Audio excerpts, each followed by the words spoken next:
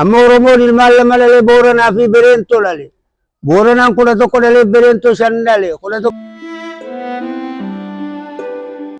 Baba, duraan dursee baga wal agarree ati gaa manguddoo jabaa manguddoon teenya kitaaba dubbifamee hin quufamne oguu jedhanii beektaa dhugaan seenee san immoo sirraa hin mirkaneeffadhe. Amma dura viidiyoo takka waraabee ture. Viidiyoo sanirra dhaabbatanii namoonni baay'een manguddoo kana barbaannaa miidiyaa irratti illee silaa nuu dhiyaate hedduu irraa waa barannaa jedhanii namoonni hedduu si gaafatanii. Hayyee. Mee eessa dhalatte bakka dhaloota keetirraa? Ani amma Muhammad Usmaan Wadaay Jaamaa.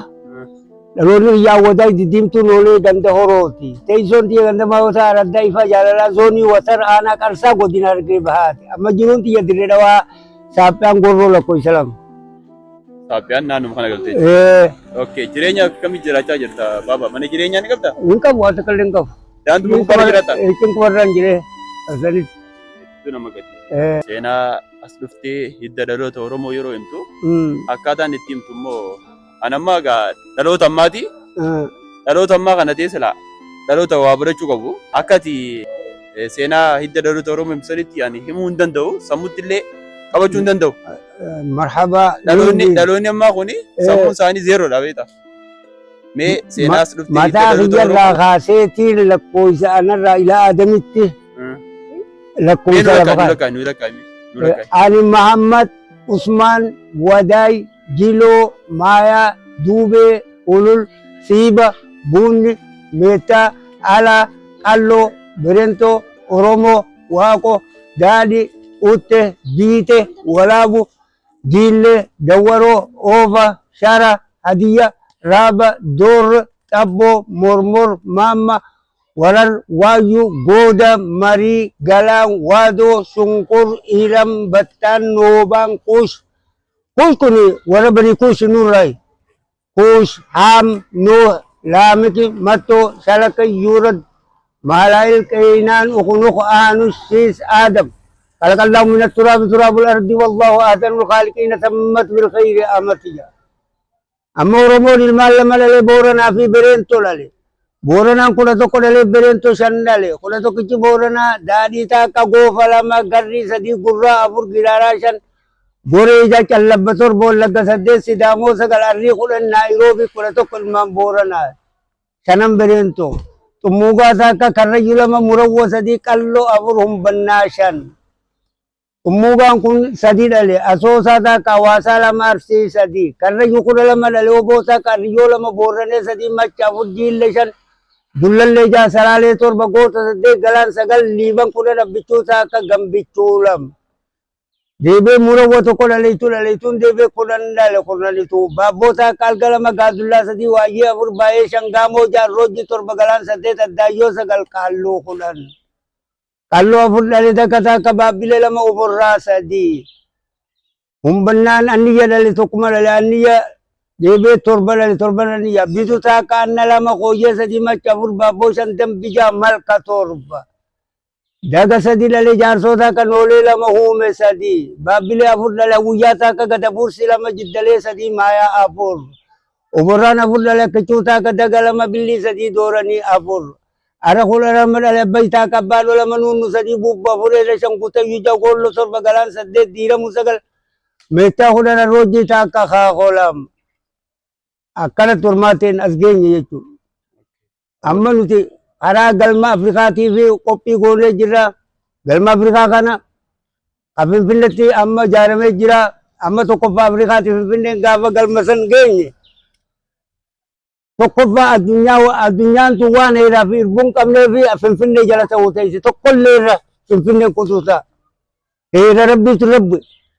Heera jechuun lafeen dhaabbatee dhiigaan laaffifamee coran maragam. Uumama qaama namaatti dubbatan kan. Heerii waan jaba. Baba waan tokko si gaafadhaa. Ayyee. Rabbi rammataa godhuu fi jaarraa abbaa gadaa wajjin akka wal beektuu fi waa'ee isaa akka turteen dhagee. Jaarraa abbaa gadaa ni beektaa? Maqaa isaa irraa una gaafattuu deebisan dinda. Maqaa isaa irraa eegali.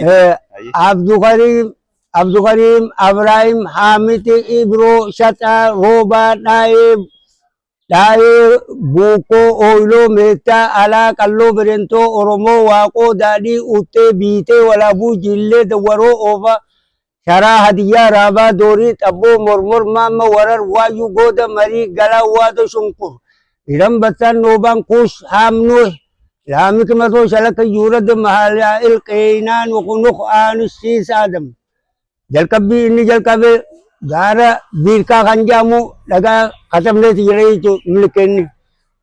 Isaa hojii. Dhagaan ammallee beekama guu dhagaan. Isa qarsaa moo? Aanaa qarsaa keessa waraabilli bakka jaamtu gaara biirkaati.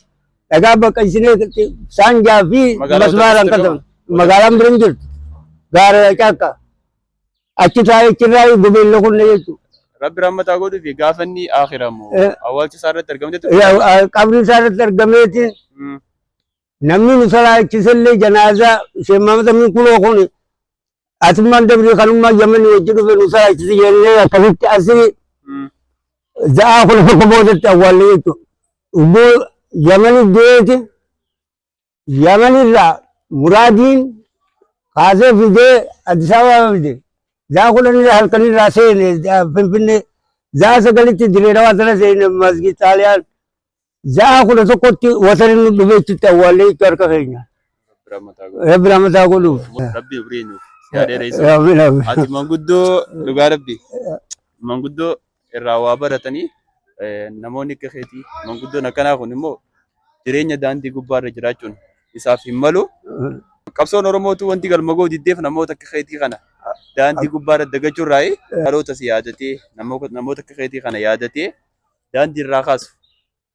Rabbi nu haa godhu. Amiin amiin. Ubrii nu dheeradaas ni jechuu barbaanna baaba. Nuti uummanni Oromoodha wam yaquumuuna fiihaa 500 jeen 500 wasaba'uuna sanatan qabla miilaad jedha.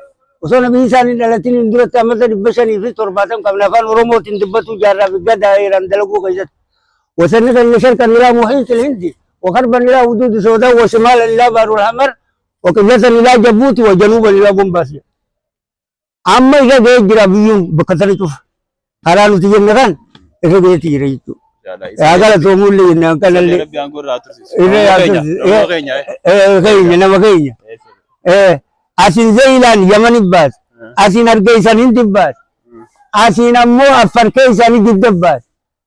أما سودان فلفل أبدأت بحر هو جالس تماس دروفود. هنكر دربون اللي غلط سكوت كذا. إذا لور ما هذا أيه بابا. آمين آمين.